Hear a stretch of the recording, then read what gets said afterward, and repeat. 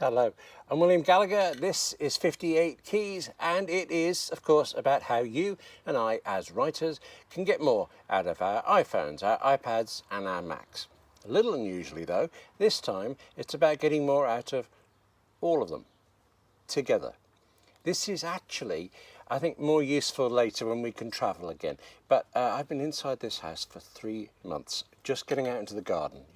I want to live the dream of travelling around and do it by showing you what used to make that possible for me, and I think will again. Take a look at this. That's my Mac on my iPhone, the world's smallest Mac, I suppose. But it's my Mac available on my phone. It is the Mac in my office, and what's on the screen there right now is what's on the Mac right now. And I can use that Mac through that phone as if I was sitting in my office. Here is how to remote control your Mac wherever you are. Right, I'm going to show you this on my iPad because it's a bigger screen, and also because actually this is usually how I do it. I used to carry around a 2009 MacBook Pro, and come on, 2009, more than 10 years old. It was heavy. Now I carry this, which is actually about 5 years old. And most of the time, for most of the things I do, this is all I need. Just often enough though, I really wish I'd brought my Mac, and I have.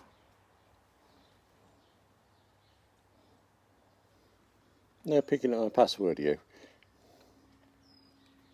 Right, here is my Mac Mini and its very wide monitor. Through the iPad I can run on the Mac, I can run my FileMaker Pro databases on the Mac from here. I can enter text into a publisher system that doesn't always play nice with iPhones. I can find documents from anywhere on my Mac's drive or iCloud or the 4 external hard drives I've got plugged in. And I can launch QuickTime Player on the Mac. I can't believe I'm telling you this. Turn on the camera and see that my office is extremely untidy, but also see that it's there. My Mac hasn't been nicked. Also, I don't tend to do this myself, but you can connect to other Macs if that Mac's owner wants you to, and you can remote control them. So you can see straight away it is much easier to troubleshoot someone's machine when you can see and fix it rather than having to explain over the phone what to do. I should say there are quite a few different ways to do all of this, and actually Apple itself used to make one of them. It doesn't anymore, and I don't care, because for years I've been using a third-party app called Screens 4.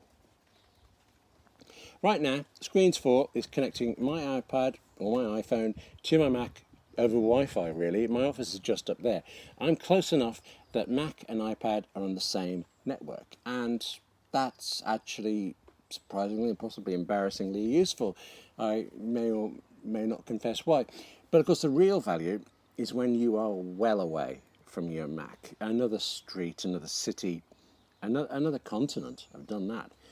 It's risky though, having your Mac being able to be up there waiting for someone to connect over the internet. So Apple puts in a lot of protection, which means it should, Apple should do that, it must do that. When it's you wanting to connect to your own machine, it does make it a bit fiddly. There are a lot of hoops to get through. Except, one reason I like Screens 4 so much is that it takes away that fiddling. Rather than having to twiddle on my iPad and on my Mac before I go to make the connection work every single time I want to, I instead set it up once. Both this iPad and that Mac, they don't connect to each other actually. Actually, they connect to the Screens 4 service. The connection from the iPad to the service is secure. The connection from the Mac to the service is secure. So as long as I am signed on to the service on both devices, connecting the iPad to the Mac turns out to be extremely simple. Yeah, or at least it is extremely simple most of the time. Last year I changed internet providers, and you get a new router with this. Once that router was installed, I lost the ability to use this at all. And to this day, I cannot account for all the steps I had to go through to fix it. I mean, you know how it is. You watch 5 YouTube videos and you can't tell which bit of which one actually helped. I can tell you that I was without Screens 4 and this remote access to my Mac for 2 months until suddenly something I did fixed the router's problem. I'd tell you what it was if I had the slightest clue. Wait, actually I do have the slightest clue. Port forwarding. There you go. May you never need to worry about port forwarding, or more usefully, may you be quicker than I was at figuring it all out.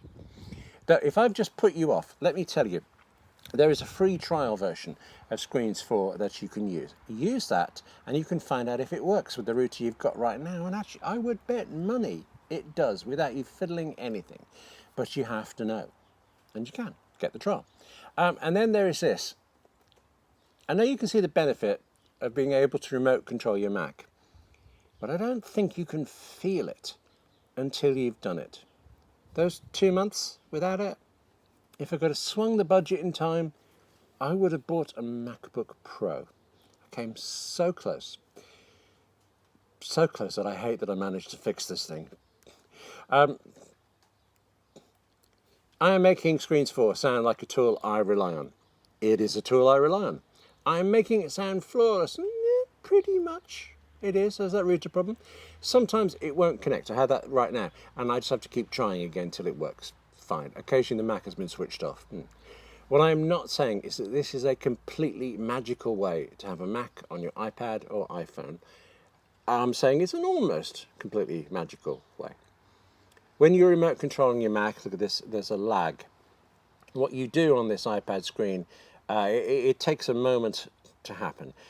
You have to get used to how you work things through the screen. I mean, I find I can't fathom out how you right-click on something, for instance, just can't get it. But you can do some amazing things.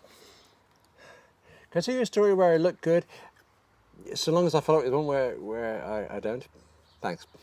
Many years ago when I was at the BBC, they have lots of PCs there, and they were really slow. Quite often, I would have to quite basic Photoshop work. It was painful. Painful enough that instead of slogging through their PCs, I would email the image to myself.